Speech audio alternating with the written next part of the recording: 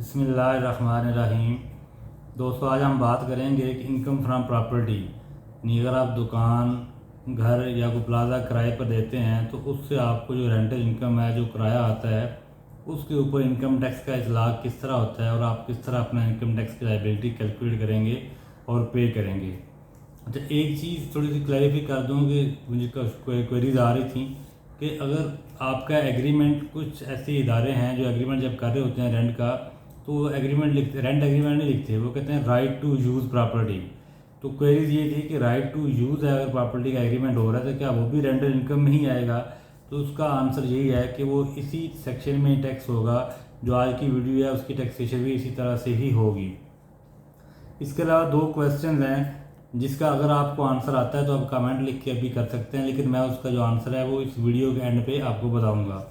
पहला क्वेश्चन ये है कि जब अगर लेट से आपने एक प्रॉपर्टी है, उसको सेल करने के लिए एक एग्रीमेंट किया है और उसने कुछ आपको कुछ एडवांस पेमेंट दिया है, कुछ आपको बयाना दिया है, और उस नॉर्मली एग्रीमेंट में ये लिखा होता है कि अगर कोई पार्टी, जो परचेज़र है, वो अपनी जो पेमेंट है, बैलेंस पेमेंट है, वो टाइम पे नहीं करता और प्रॉपर्टी ट्रांसफ़र नहीं करवाता, तो जो उसकी डिपॉजिट की अमाउंट है वो फोरफीट हो जाएगी।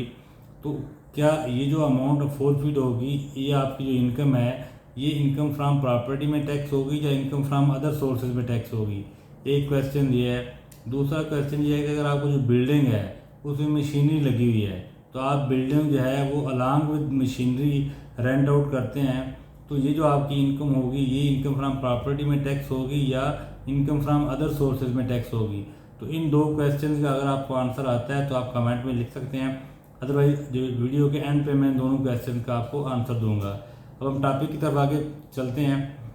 तो इसकी टैक्सेशन जो है उसको दो कैटेगरी में डिवाइड किया गया है। अगर जो इनकम है वो जो इनकम है अगर वो कंपनी की है तो उसकी टैक्सेशन डिफरेंट होगी। अगर वो इंडिविजुअल या एओपी है,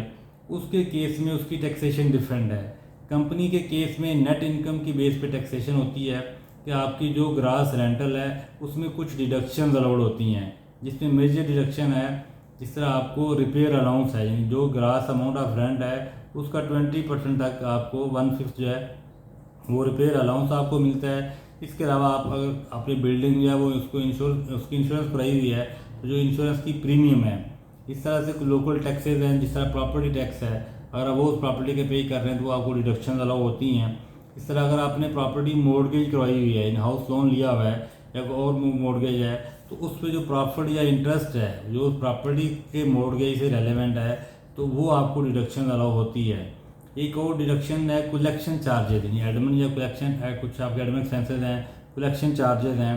तो वो इस बजट से पहले तक 6% ऑफ ग्रास अमाउंट, यानी जो आपका ग्रास रेंट है उसका मैक्सिमम 6% तक आपको कलेक्शन चार्जेज अलाउ थे। इस बजट में उसको चेंज करके 4% कर दिया गया है। इस तरह अगर आपकी कोई प्रॉपर्टी लिटिगेशन में है तो उसकी लॉयर की फ़ी है। तो ये जो कुछ डिडक्शंस हैं ये आप ग्रास रेंट से माइनस करेंगे, जो आपकी नेट इनकम होगी उसके ऊपर आपका जो भी कंपनी का रेट है, अगर वो 29% है या स्मॉल कंपनी है तो उसका जो रेट है वो आप रेलेवेंट जो रेट है वो अप्लाई करेंगे और अब कंपनी की लाइबिलिटी इस तरह वर्कआउट होगी, जो आपका टैक्स कटा वो माइनस करके बाकी अमाउंट आप पे कर देंगे। इंडिविजुअल और एओपी के केस में इस बजट से पहले सिचुएशन ये थी कि अगर आपका जो रेंटल इनकम है वो 4 मिलियन यानी 40 लाख से अगर सालाना एक्सीड करती थी, तो आपको ऑप्शन दी थी कि आप अपनी इनकम नेट इनकम बेसिस पे टैक्स करवा लें रेंटल इनकम को, या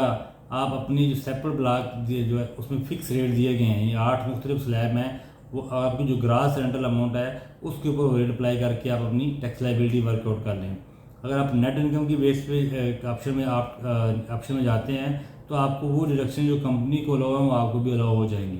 अच्छा, इस बजट में जो चेंज की गई है वो ये है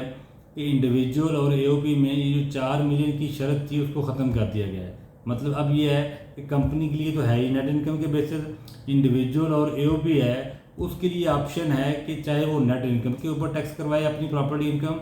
या अपना जो जो जो सेपरेट ब्लॉक है, जो सेपरेट ब्लॉक प्रॉपर्टी के लिए दिए गए उस रेट के ऊपर टैक्स करवा ले। अच्छा, फिर इसकी जो टैक्स, जब हम नेट इनकम की बेस की बात करते हैं तो इंडिविजुअल और एओपी के केस में जब आपने ग्रास जो रेंटल अमाउंट है माइनस जो डिडक्शन हमने कंपनी के केस में बताई वो माइनस आपने कर ली, उसके बाद जो नेट आपकी इनकम है उसके ऊपर डिफरेंट स्लैब रेट दिए गए हैं। आपने देखना है कि मेरी इनकम किस स्लैब में फॉल करती है, तो अकॉर्डिंगली आप उसका जो रेट है, जो टैक्स लाइबिलिटी है, वर्कआउट कर लेंगे। अगर आप अपनी इनकम जो है उसको सेपरेट ब्लॉक में टैक्स करवाना चाहते हैं, तो फिर जो आपका ग्रास रेंट है उसमें कोई डिडक्शन माइनस नहीं करनी। तो जो ग्रास रेंट है उसके ऊपर जो उसके रेट दिए गए हैं वो आप अप्लाई करेंगे और आपकी टैक्स लाइबिलिटी वर्कआउट हो जाएगी। तो इन जो नेट इनकम के बेस पे इंडिविजुअल और AOP के टैक्स रेट्स हैं और जो इसके सेपरेट ब्लॉक के टैक्स रेट्स हैं, वो उस दोनों की जो है वो तस्वीर मैं इसकी वीडियो के कमेंट में जो है वो हम अपलोड कर देंगे, ताकि आप आज अपने उसको रेट अप्लाई करके अपनी लाइबिलिटी वर्कआउट कर सकें। फिर इंडिविजुअल और AOP के केस में अगर आपकी प्रॉपर्टी इनकम सिर्फ 2 लाख तक है सालाना, और इसके अलावा आपकी कोई और इनकम नहीं है, तो ये 2 लाख जो इनकम है इस पर कोई टैक्स नहीं है, ये एग्जाम्प्ट होगी। तो कंपनी के केस में ये एग्जाम्पशन नहीं दी गई। अच्छा, उसके अब हम आते हैं आपको जो शुरू में मैंने 2 क्वेश्चन किए थे। पहला क्वेश्चन ये था कि अगर कोई आपने डिपॉजिट फोरफीट किया है, यानी एग्रीमेंट टू सेल हुआ था और पैसे मिले थे, अब वो एग्रीमेंट एग्जीक्यूट नहीं हो रहा और पैसे आपने फोरफीट कर लिए हैं, तो वो रेंटल इनकम में ही टैक्स होते हैं। और जो सेकंड था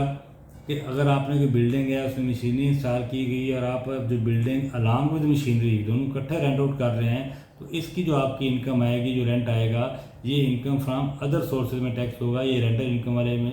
के सेक्शन में टैक्स नहीं होगा। आई होप कि इससे रेलेवेंट जो इनकम फ्रॉम प्रॉपर्टी है, रेंटल इनकम है, इससे रेलेवेंट जो मेजर चीज़ें थी वो मैंने कवर कर दी इस वीडियो में। कोशिश करेंगे अगली वीडियोज़ में और जो इंपॉर्टेंट टॉपिक्स हैं उसको हम कवर करें, ताकि इस बजट के बाद जितनी चेंजेस हैं, जो मेजर चेंजेस हैं या जो आम बंदे को चीज़ें इफेक्ट कर रही हैं, हम उसको डिस्कस करें। बहुत शुक्रिया, अल्लाह हाफ़िज़।